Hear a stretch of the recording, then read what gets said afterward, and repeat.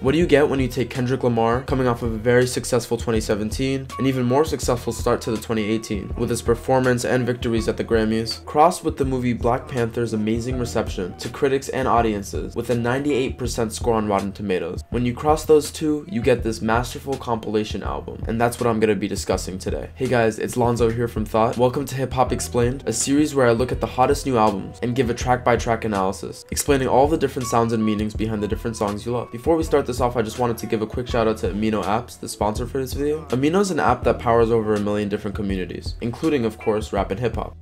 There are featured posts and a newsfeed,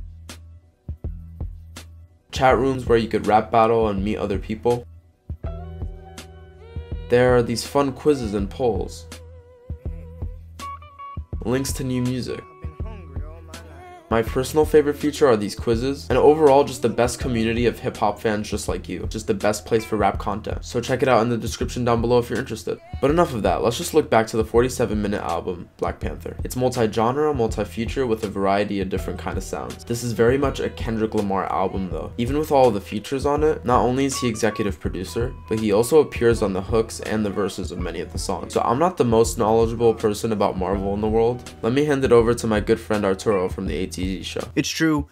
Yes, we are nerds over at my channel. But the thing is, when you have a movie that's adapting one of the chillest superheroes, you got one of the best directors working today to come in and adapt the movie, one of the best casts, and then you get one of my favorite artists working today to do the soundtrack, bro, we'll have a part 2 that breaks down the movie itself. But in terms of the album, there has not been a soundtrack since Creed, which was from the same director, that was this dope. With Creed, all of the artists that were on that soundtrack were given creative freedom, and the album as a whole pushed those themes that we saw in the movie of self-worth, being the underdog, overcoming your obstacles to prove yourself just like Creed does in the movie. And considering that the story in Black Panther is about revolution and a young kid protecting his people, the album pushes those ideas of royalty, excellence, pride, and really just adds to the movie when you consider that there's like only 3 tracks that appear in the film. Alright, so speaking of the individual tracks, I'm gonna start by looking at Black Panther, the first song off of this album. Keyword here, king, repeated many times throughout the song. Not only does Kendrick throughout his career refer to himself as a king all the time, but T'Challa himself, the main character, is an actual king himself. This immediately puts Kendrick in the lens of the movie, and also allows him to connect to and relate with the main character. Now he starts by trying to relate to the main character's struggles. For example, the line where he states that his ancestors are watching. T'Challa literally communicates with his ancestors, all the previous Black Panthers, including his father, throughout the movie. Kendrick feels the same kind of judgment and pressure to keep up with expectations, as if he's being watched by and can't let down his predecessors, who literally handed him the West Coast torch. It's a lot of pressure on him, but he says it proudly here, as if it's a drive to succeed and push further. Another important struggle that he parallels with T'Challa here is his fight for the rights over the throne that he claims he has. While T'Challa has Alec Killmonger questioning his legitimacy, Kendrick has all of his competitors and haters. He acutely criticizes them of being posers, jokers, not belonging, having gotten to their position with nothing but luck, and also criticizes them for not being real leaders in the community, with specific plans to help push the community forward. For him, being on top of the rap game is more than just being a good rapper. It's about really campaigning for social change. So the sharp questioning here implies the negative for his competitors and the positive for himself, and so they build up one by one until they're finally enough to establish his legitimacy, crescendoing into this kind of majestic all hail the king, and then finally completing the connection between him and T'Challa when he says he's him at the end of the song. In terms of the movie, we know that T'Challa goes from being a prince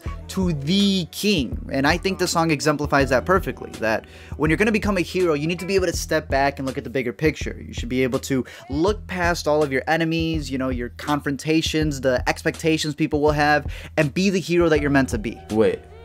Before we move on to the next song, are you following me on Instagram and Twitter right now? Wait, no? I'll give you a second to go do that right now. It's Valentine's Day week. If you guys do this, you'll have my love. Now first a look at the album version of All of the Stars. In terms of the lyrics from Kendrick, we have more of that cynicism and hatred towards his critics, and he denounces self-importance in the name of authenticity and loyalty. This was the first single off the album, and also as we said, it's the first of the 3 tracks that are actually in the movie. I've had this next song's hook stuck in my head for the last week. It's driving me crazy, but despite all the comments on Genius arguing that it's just like Gucci Gang, it's actually a really good song that combines the talent of two American rappers, Schoolboy Q and 2 Chainz, with the unique style of Saudi, a South African rapper, merging their different styles and flows and even different languages. Saudi does most of his verse in English, but does incorporate some Zulu phrasing to add nuance to it. There's everything that you want here, including that obligatory humble reference that we knew was coming. Maybe didn't know was coming on the Black Panther album though. Now Ops, the second song that will actually make it to the movie. Just wanted to note that not only does this song feature a South African rapper, he probably gives us one of the best lines in the entire album. This absolute madman says, "Stand behind my own bars like a seasoned criminal. Gotham City streets, I'll play the..." Then there's a bleep. Now based on the rhyme and the context, you know that that word is riddler. That word is bleeped out because the bar itself is supposed to be a riddle, with the missing word being the answer to the riddle. It's actually kind of genius if you think about it. But now on to the important stuff. I think the best part about this song is how it sonically fuses with the action scenes. And I think that all of Vince Staples' music has been doing that recently. We've seen it in a lot of trailers, and I think that that's become his sweet spot for his music to really be showcased. And I think that in this movie, just breaking down the lyrics that we see in the song as well, it's about fighting for your worth, fighting against oppression, fighting against anything that wants to put you down, and then he hit you with that butterfly line.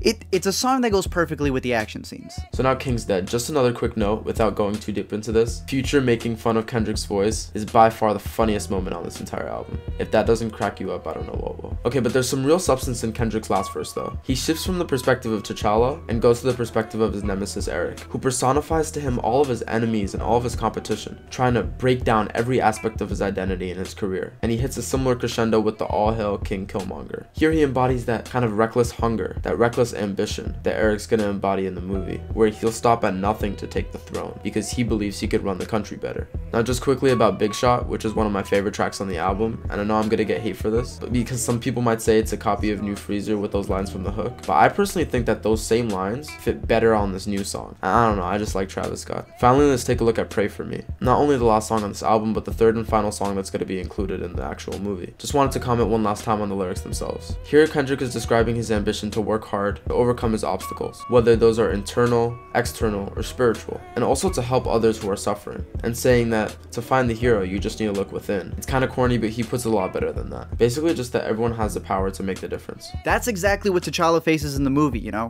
Because he's a hero, he knows that there's always going to be a war to fight. He knows that he's always going to have to confront all of these enemies, and if he's doing all of the fighting, if he's carrying all of that burden, who's praying for him? I think it's a perfect reflection of not only the character of Black Panther, but the person who's singing the song, the person who is deemed the savior of rap. Now, if you want to get deeper into the movie, like I said, over on the A to Z show, we're going to have part 2 getting into spoilers. So make sure you watch this movie because 1, you should be watching it opening weekend, and 2, like I said, we're going to spoil it completely. But if you want to know more about music and music breakdowns, music explanations, subscribe right here to Thought. Make sure you go and subscribe to Arturo's channel. He makes some really awesome stuff. See you guys next week in part 2. Thanks for watching. Sup.